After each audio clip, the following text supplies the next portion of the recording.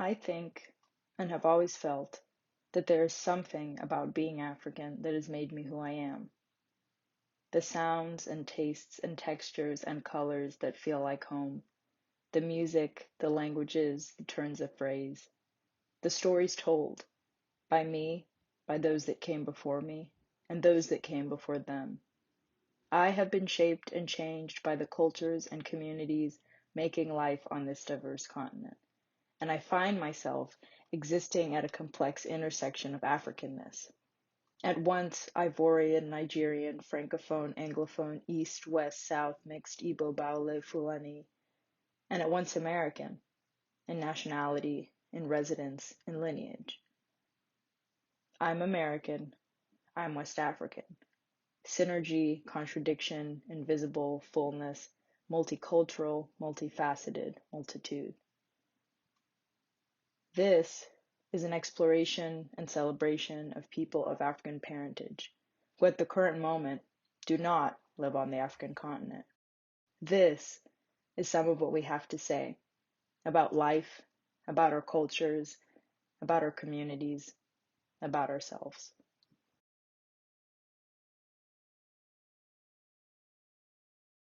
I'm Isabella. I use she, her pronouns. My name is Edie Ali. My name is David Zagaya. You see him as pronouns. My name is Sierra Diallo. My name is Laura. So my name is Sean Latipo. I'm 26 years old. I am a junior at the University of Texas at Austin.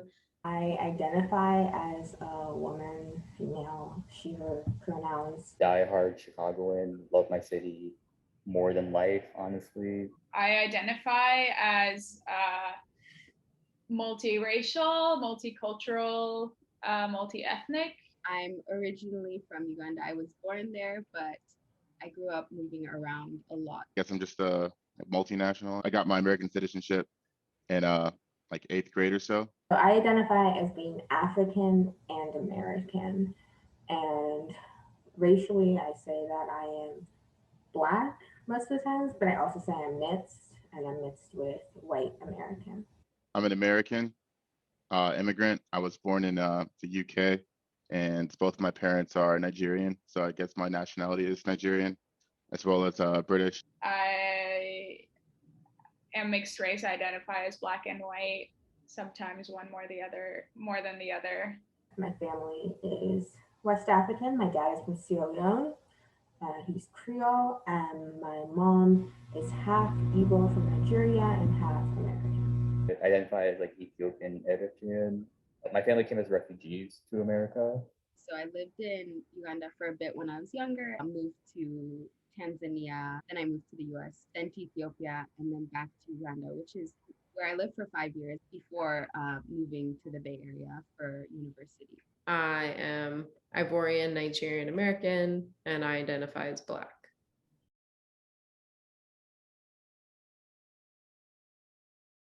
So I really just speak English. I know a little bit of French and an even less bit of Spanish. English, I used to study Japanese, still understand it to some extent. English.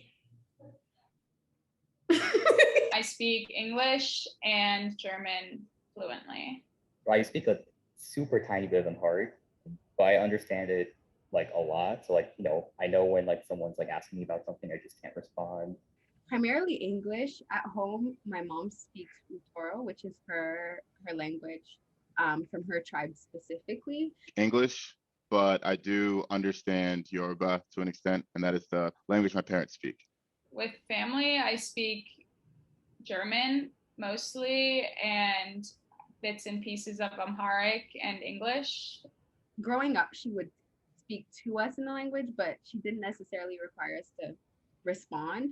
So I like understand everything, but when it comes to responding, like I'm not the best. The generation above mine, with like my cousins and brothers and sisters and stuff, they all speak in Yoruba to each other, mostly like on the phone. But from time to time, they'll speak in English, and like if we're around, they'll speak English too. But they go back and forth like all the time, sometimes mid conversations. In my head, I mostly think in English, and then I sometimes dream in German, or if I'm around German speaking people a lot, I start to think in German a little bit. So sometimes I'll say like words that showcase some kind of like emotion from Uganda, like Bambi. Like Bambi in Uganda is like, oh, sorry. There will be moments where I will think a little bit in Amharic. Again, like literally like few words, barely a sentence. Because it's so similar to a lot of other languages like Uganda, Michiga, I kind of understand those as well. Quite a few, just the Bay Area in general. Yes, they're pretty segregated in Chicago from a lot of other Black folks in the city. So I live in Austin, Texas. There's definitely some Africans here. From the Midwest, whether you're in Chicago, Minneapolis, Detroit, a lot of Africans are segregated from like a lot of like African American communities. In the place where I live now, nope, not really. I'm in Indiana, so it's pretty it's not very diverse of a state at all. At the university, there's a large population of Nigerians and just African students. And within Texas, there are some cities that have large African populations, not so much Austin, but some of the other cities. I have noticed in Oakland that there is a thriving population of Ethiopians. Nigeria for sure. In terms of the Ivory Coast, not necessarily. Sometimes people say that's cool, but I don't think they really know. I mean, they know where it's located. They know that they've had Ethiopian food. Yeah, I'd say people know Nigeria. When I go into anything deeper than that, like the tribe that we're from, like the Yoruba tribe, they don't understand that. My close friends definitely know that at least my family is African and West African. But I think that there's a growing kind of knowledge of different countries in Africa, but it's definitely not all of them.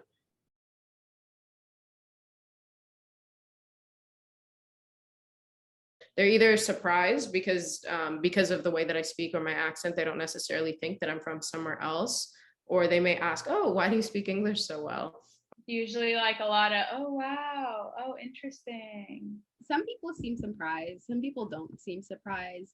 Africans, I feel like, get excited and get happy. But there's also the aspect of, oh, that makes a lot of sense because we may be referring to a bunch of like TV shows or music or things we grew up on and you don't know any of them. So it makes sense that you're not from here, that you didn't grow up here. I mean, I understand that I need to verbally confirm that I am African in most cases. Honestly, white American friends, who knows? Some of them might differentiate between being Black and being African. I don't know what that means to them. Like my accent changes, like I'll be talking to my friends from back home and it just changes. Sometimes it's like it doesn't sound like a Ugandan accent at all, so people are surprised when I say I'm from Uganda. I always feel very like pop culture adjacent. Snapchat, WhatsApp, Instagram, and TikTok. There are a couple like Habesha, like Ethiopian, Eritrean, like meme pages that are hilarious. That's like a little less serious. So I haven't posted on Facebook in like 4 years. I actually think Facebook is more informative. Like I see more of like my cousins and family members and people from back home posting there than I do on Instagram. I mainly use Instagram.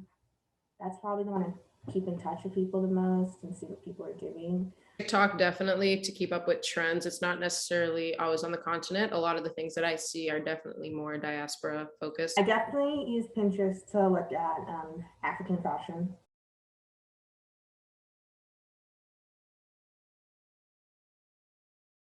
I try and keep up with like world news, especially as much as I can with Nigerian news as well. I have been following a couple of photographers that do work on the continent, which has been interesting. They're typically white and male. Twitter is like the main source to just hear from people's experiences, like, you know, literally in the motherland, as well as that's where like a lot of these articles can be published. At the same time, though, it's a great place for propaganda to spread like wildfire. Because also like it's very hard to connect with local news because of the censorship issues. And we always have to find our sources through like other people through the grapevine. To kind of like in some sense get the truth of so like what's going on in the continent, you kind of have to like read in between the lines.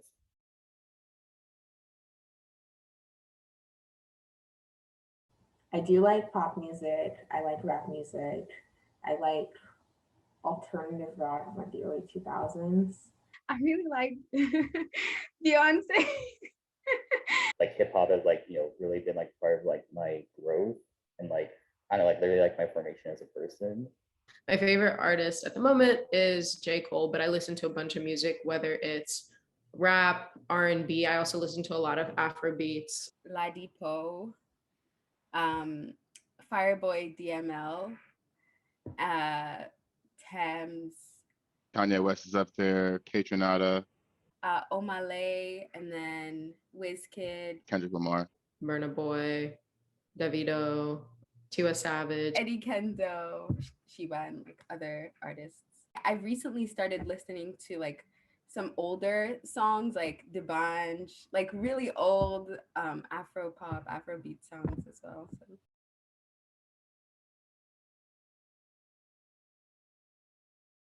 There are a lot of little things that I say when I'm talking to my friends. My shirt says no wahala. And it's just the trouble. Ethiopians just look out for each other, and I think my mom wants that for me in a new place, but also wants me to like carry that into the spaces that I move to. These phrases might say more about me than anything, but definitely shakara. Like, I'm just doing too much. All of my family and my mom are always like, if you meet an Ethiopian person, you have to do everything to make them like comfortable and welcome them and be their best friend. Words that I say, like enjoyment, like jazzing, for instance. In Uganda means like we're jazzing, we're talking.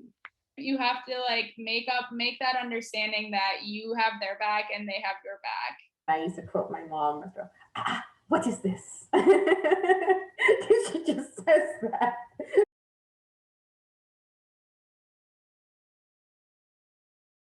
To me, being African, obviously it's an identity, but I think it's also an advantage. It's a new perspective.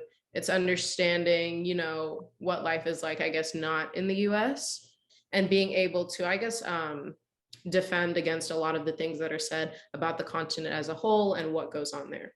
Being African means to me, it's I guess I have a sense of pride in my heritage. For me, it's really about just like the culture and the people, and being able to connect the values that Ugandans hold. And I was gonna say enjoyment because they really love to enjoy life, but you know, those are things that I always look up to and admire and want to adopt in my life. I feel like in America, you just get the term Black thrown on you, and that's all you are. Being African made me feel like I wasn't just Black. To me, being African means being Black. Like because I see being African as requiring being Black, I feel like I practice a lot of my Africanness from being from Chicago. Being African grounded me. It's like an anchor. I grew up in a predominantly white area in the US. I barely had any Black friends growing up. And I was also so obsessed with being like, no, I'm African, I'm African, don't just see me as Black growing up, that I probably alienated myself from other Black kids. And then I was moving to this predominantly Black school in Eswatini. And I didn't feel like a total freak and a weirdo and completely lost because my family was West African, and there were still certain things I could bond over that with other West African kids at that school, and even just other African kids at that school. There were certain things that like we all understood.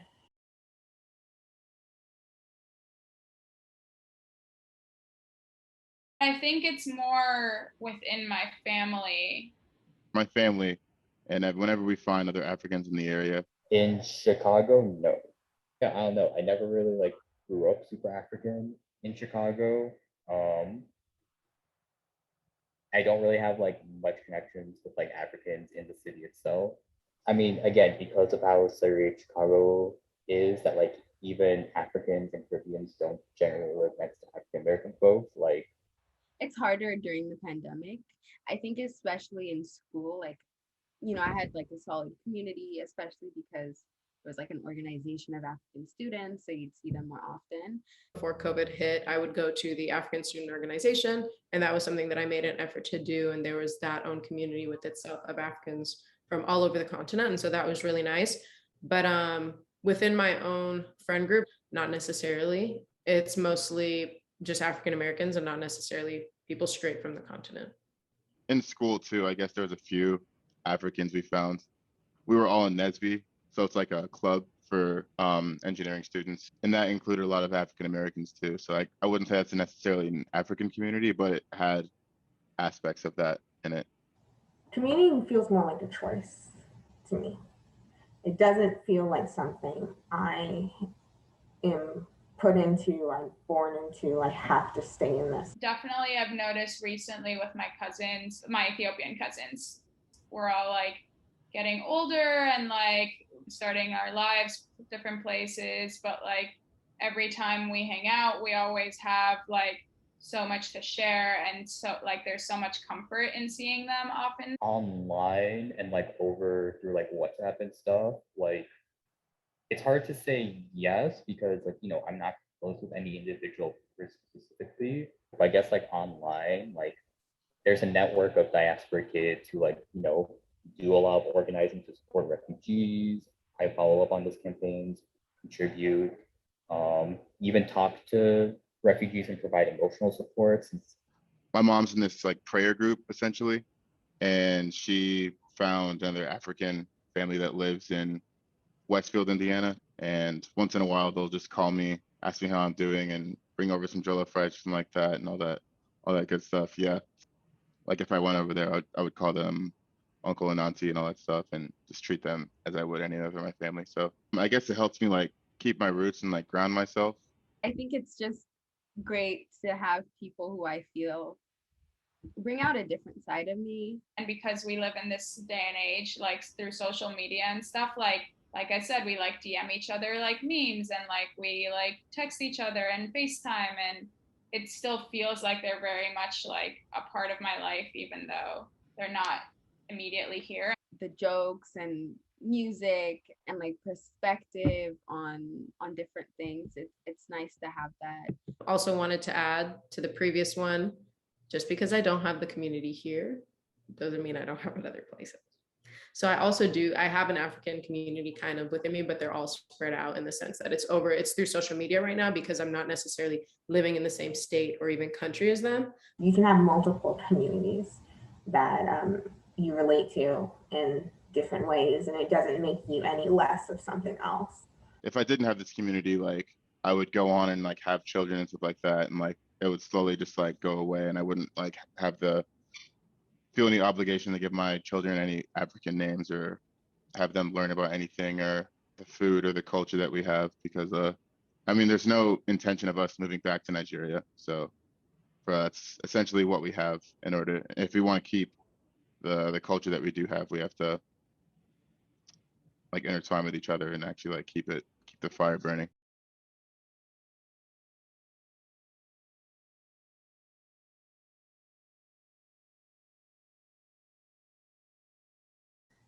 My mom, My mom literally doesn't let me move anywhere unless I have some mitmita, which is the spice. Like she always like when I moved to Philly, she like gave me a jar of it. When I moved to California, she gave me some. Like she's always like, you'll always need this. My mom's perfume or something like that, like a scent that someone I know back home wears. my mom also she really likes mommy waters, like the mermaids, and we have those like in all over our house growing up. Um, When I hear like certain things in the background, like news, Then I remember like my dad. So my mom is pretty good at cooking, and she makes. There's two things that she cooks that I really like. I really love her groundnut stew, or groundnut soup. It's so good. My mom makes. I really need to figure out how to make it because I think about it all the time. And her egusi soup is also just so good. Rice stews, plantain. Jollof rice is one of the greatest creations ever to be on this planet. Matoke. And I actually just had some this week because my friend in LA found like this warehouse where they sell it. It's really hard to find. Smoked fish maybe, or just like fried fish in general. The smell of like mita when I'm cooking. Maybe I'm hungry. I'm thinking about like how Eba feels. That kind of sour, like gari thing happening with some egusi soup just hits so hard. And I love it. Just the idea of palm oil. But that can't, like, my personality isn't coffee and injera. Like, being East African is much deeper than that. Chicago is also very segregated, like, in some sense, like the borders, Howard Street, which divides Chicago and Evanston, remind me of like the borders of Ethiopia and Eritrea. When we were growing up in Nigeria, we have a thing called like the talking drum, which is like a very distinct noise. We went to a wedding, and I remember they hired someone just to play the talking drum and like follow us around, and I thought that was just amazing. There are a lot of kind of reminders of my identity as well, whether it's kente cloth or traditional clothes or things of that sort. I always have a gabi, which is like a blanket. It's called a gabi, but it's like a white blanket with usually some like Ethiopian like traditional trim, like colorful trim. And I've had one since I was young, and like my mom always has one on in her bed. When I moved to college, she like had to put one on my bed, and so like since then I've always, since college and since graduating, like I have it in my bed right now here. I think that the music that my parents played when I was younger is always something that is kind of a source of joy, and that reminds me of just life in younger times, hearing a lot of mostly West African, some of it even Caribbean as well, and just hearing that definitely sparks kind of really good memories. There's like Ugandan music that really reminds me of being home. When I went to school in Eswatini, I remember we would all, because it was 2009 or something, so we'd all like meet in the break room and watch MTV like music videos, which I don't think anybody does anymore. There was this song by, I don't even know his name anymore. It's like DJ something, but me and my friend would sing it all the time, and it would go like, and I don't speak Siswanti, so I'm going to say all the words wrong, but it was like, that song. It's just like, oh girl, I'm going home with you, and then the other girl goes, I'm also coming, and me and my friends would always sing that. Sometimes when I'm hiking, I know that and like the road isn't paved, like the but it's not necessarily a texture, but the dust kind of reminds me of like just walking back home.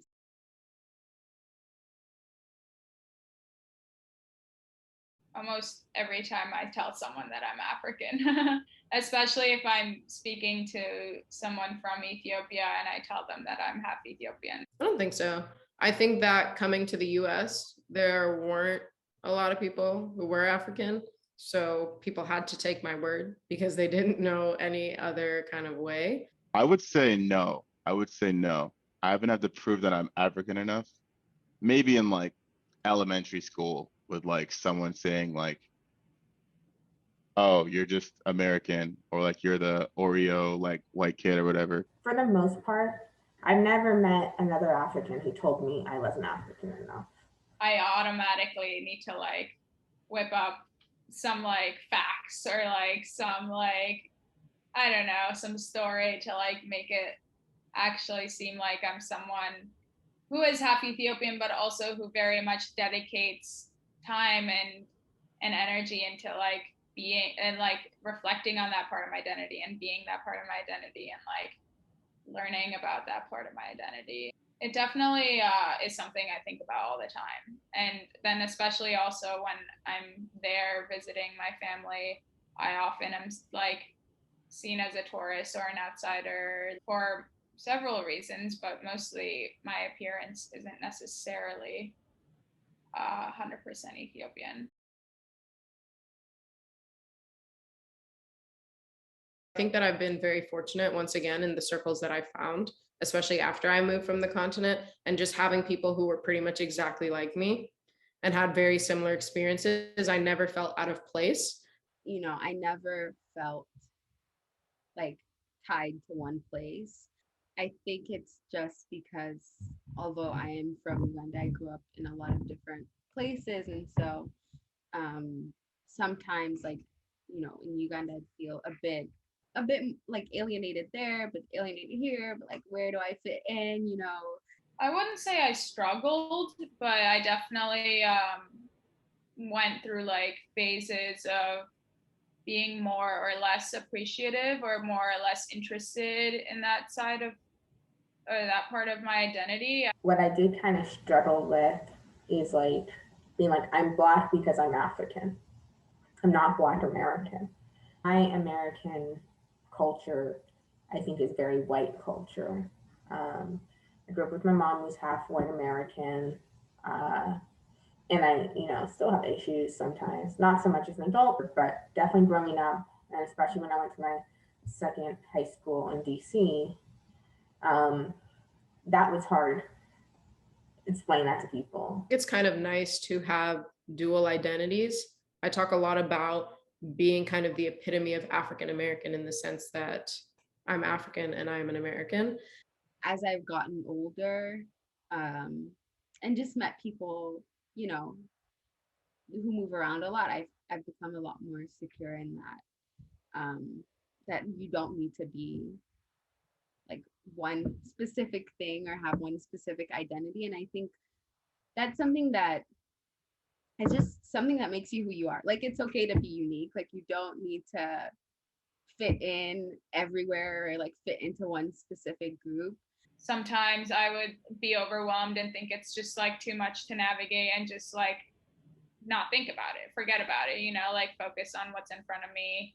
But every time I've wanted to and like had the motivation to express that side of myself, it's never been a struggle. It's always been pretty easy, and also pretty welcome in most settings, I think. I never really had to like struggle to connect the two because I just feel more Chicagoan. So I feel like everyone in my generation has like become a master of like the triple quote code switch.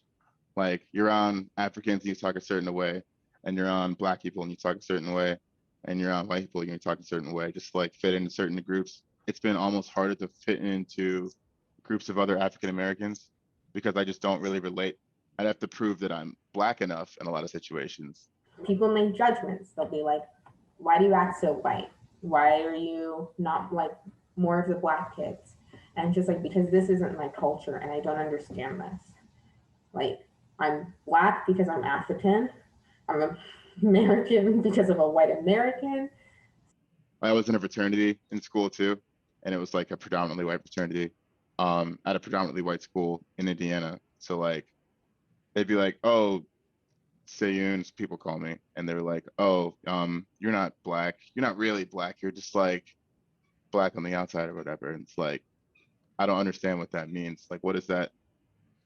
Yeah, that's happened a handful of times, but at the same time, it's like I guess breaking that stereotype of what being a Black person really is um, has been, I guess, like my life goal. It's like if you're in a house with like multiple rooms and you're like, oh, I understand these other rooms. I know these two other rooms. And someone says, get in that room. That's where you belong. And they lock the doors and you're trapped in there. And you're like, I got to get out. I got to do everything to just get out of here. You spend so much of your time and youth being like, I'm not this though. Let me out. Let me out. There were definitely challenges with that, with America just wanting to see you as Black or maybe biracial, but not African.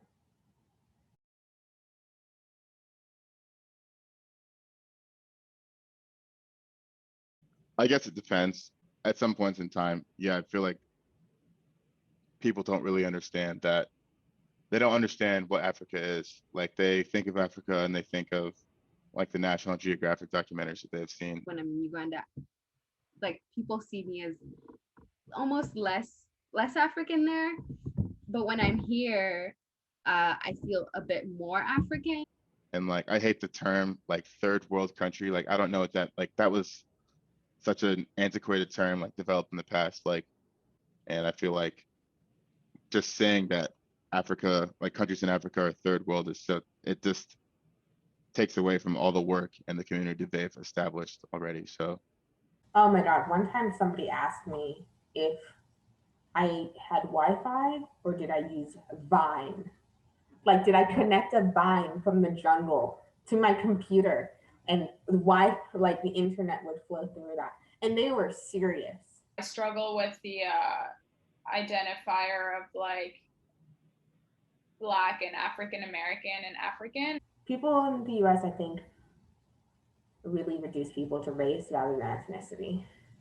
I don't identify as African American necessarily. Like culturally, yes, I have lived in America and have assimilated to the culture in many ways, but I still think if I'm thinking of like my Black identity, it's African, and Black, but not African American. And so within the States, I think that kind of gets lost in translation. What it means to be African is kind of more of a generalized and kind of like brushed over topic.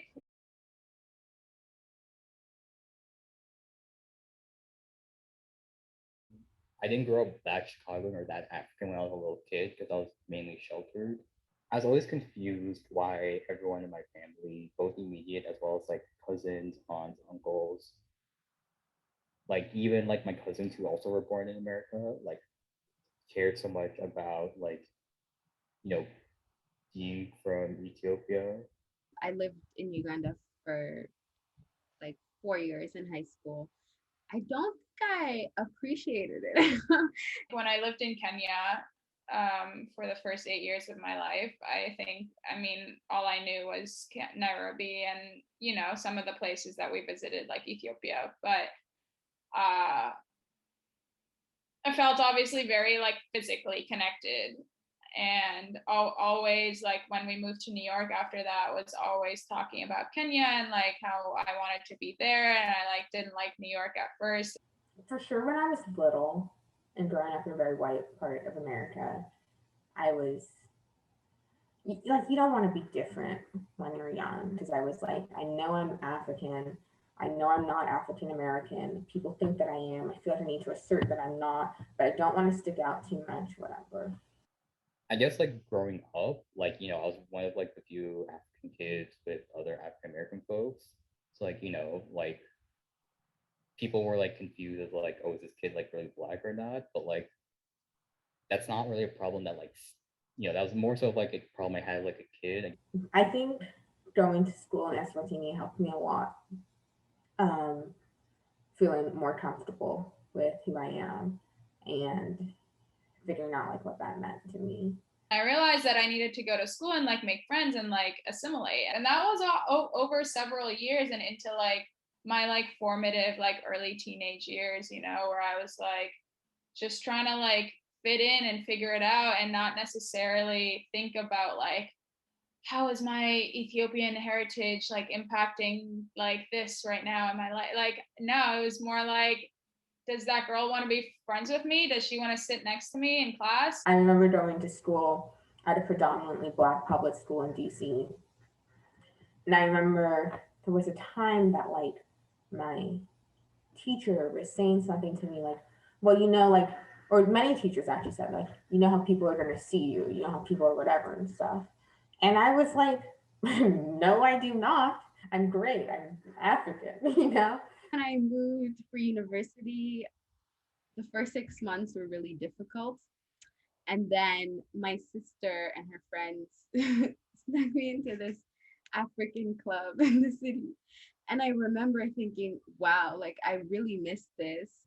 Like that was one of the first moments where I was like, oh, like I really miss being home. Like, and then in high school, I really started, I think, reconnecting because I started to like be really interested in the world and my upbringing and just like how the world has shaped me. So I never really like touched part of like my African history until like much later. But like ever since I like started learning about it, it's not something that I appreciate, but also at the same time, it's not something I have to be restricted by. Like that's someone else's view of being Ethiopian Eritrean. I have my own view. I'm going to live that view. And now I think I'm very much at a point where I'm trying always to like relate my identity to my life.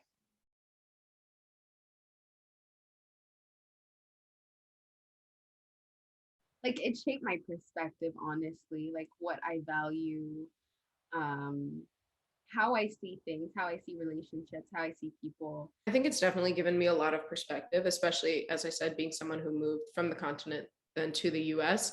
There's just a lot more perspective on what happens beyond the US. And so being a lot more open-minded about different cultures, different foods, how different people present themselves is definitely something that I think I've acquired.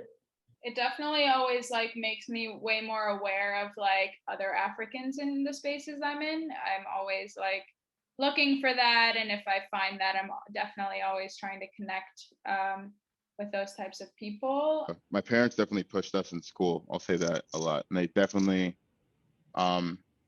made sure that like school came first before everything.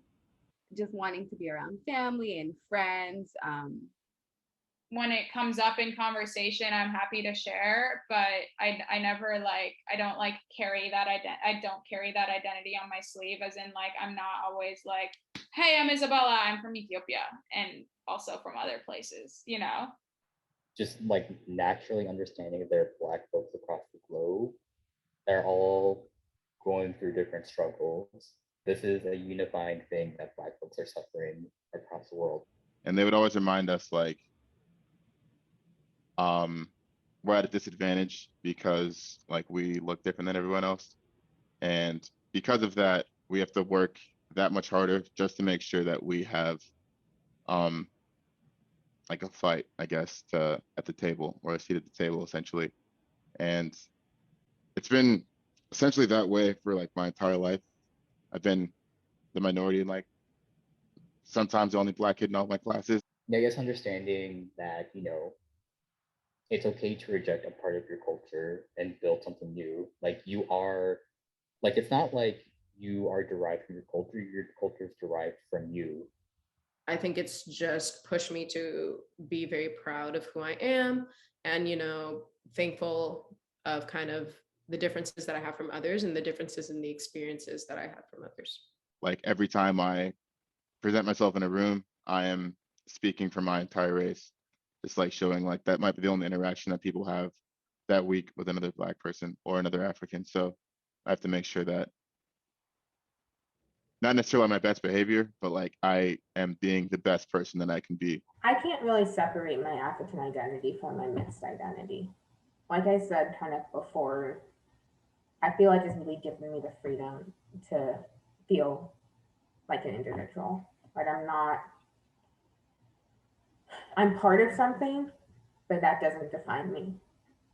And I'm very comfortable in who I am.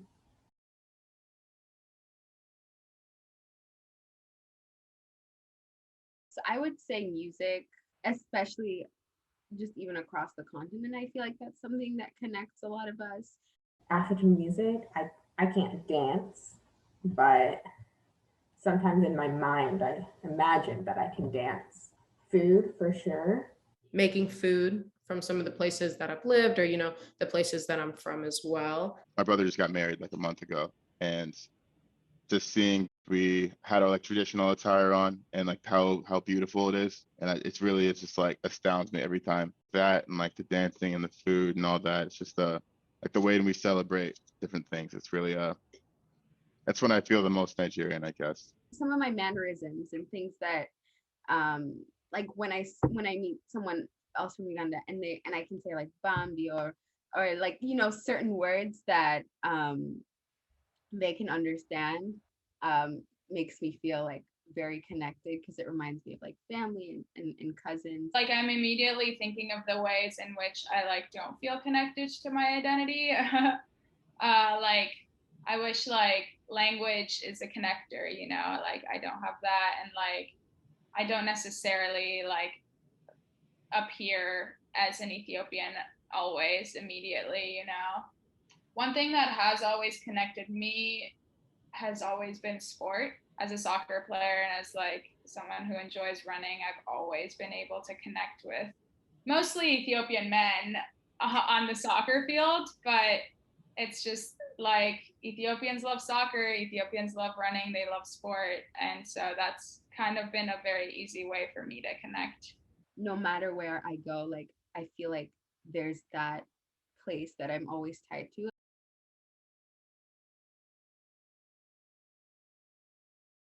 I guess identifying as like African has just been in like the past 5 years now. Yeah, so 5 years after I took my first Amharic course, like I started learning a lot more about like my history. So I kind of forget that I'm American because like literally when I say I'm Chicagoan, like I literally think of that as my city, state, nationality. I feel like I don't necessarily, as a person, walk around thinking of my pride. I guess for me, my pride and my identity is more just being comfortable in who I am. It's I feel like it's not as loud as the word proud or pride seems. I feel a lot of pride in just being an immigrant, I guess, and I guess finding success in America. I think especially Ethiopians have this like extra sense of pride because we were never colonized. Definitely, I don't like feel like I hide that part of my identity at all. Especially leaving Uganda, I feel like I'm able to see a lot of um like the beauty in it because I miss it a lot. So I'm always thinking about like the people, you know, the food, the music, just the energy. And I think that makes me feel pride. Even though I identify as being African, I understand that I am not a fully fully participating member of that culture. My culture is mixed, and that's part of my identity. That's who I am. Like I never really felt connected to like my African culture growing up in Chicago. Um, I felt pretty disgusted learning about like really like the history of Ethiopia, about specifically how Amharic people have like colonized many other ethnic groups. I have immense love for the for like almost the entire continent of Africa. Like like I love Africans and my I love Africans to death. Um, I do not feel any pride for Ethiopia. I could say that confidently. What does make me proud is I I know what I am. I know where my family's from. I know that I have ties to something, and My family like moved here when I was like 4 years old, so I feel like a lot of pride, like just thinking back and like all the stuff that we've done. We haven't necessarily had the same sort of like amounts of generational wealth that other families have had. So like everything that like my brothers and sisters and I have done has pretty much been like building up for the future essentially. So I feel a lot of pride in that. I think that the sense of pride definitely comes from being around others who are also African. So for example, whether we may be at a function and like a song that, you know, was a staple just in multiple countries in the continent starts playing. And like, if I know it, other people know it, I'm like, oh my goodness, like this is great. Everybody knows it. And it's just it's a moment where everyone kind of connects. And so that's always where I get a sense of pride. But also just talking about, you know, where I'm from, definitely always get a sense of pride because that's who I am, but it's also just oftentimes a lot different from the people around me and where they're from as well. I feel almost a responsibility to my country to like always and this is also due to the whole like global south, global north dichotomy of like I have this constant pressure because I'm like privileged and educated to like give back. I don't feel like it weighs me down. If anything, it is an inspiring motivation most times. African culture is not stagnant. It doesn't have to be ruined condition. It can change. The reason that I wanted to participate in the story, I think I just wanted to be kind of a part of a community where everyone was sharing their stories, and I also wanted to see the end product. I feel like I'm really privileged and I'm really blessed to be in the positions that I am right now. And I just want to show the world that in any way I can, the things that we can accomplish. Yeah. And I like talking to people. I mean, a lot of the questions you've been asking, I haven't thought about. So I think it's nice to reflect. I mean, you're my friend, so I want to help my friends. Also, I'm curious to like know more about your connection to Africa. Turning the question back on you, your motivation for pursuing the project. I think I was just really curious to talk to people who have this connection to African cultures, communities, continent, to see how that relationship is complicated by being somewhere else, and complicated not even in a negative way, right? Just complicated, like changed, made more complex. Not that you can't have a complex relationship living on the continent, being from the continent. It's not to say that at all. I think there is a change that happens. There's something different. There's a degree of difference. I was really curious to talk to other folks and see how they navigated that, like how they made meaning of that. And how to create an identity in that, around that, beside that, away from that. I think that's kind of the point that a lot of people that are our age are kind of at. You've moved outside of your community, that you were in, and that these were all your ideas. And so you're trying to figure out, like, how do I actually create my life for myself? What do I want to keep? What do I really want to get rid of? Okay. So ask me again.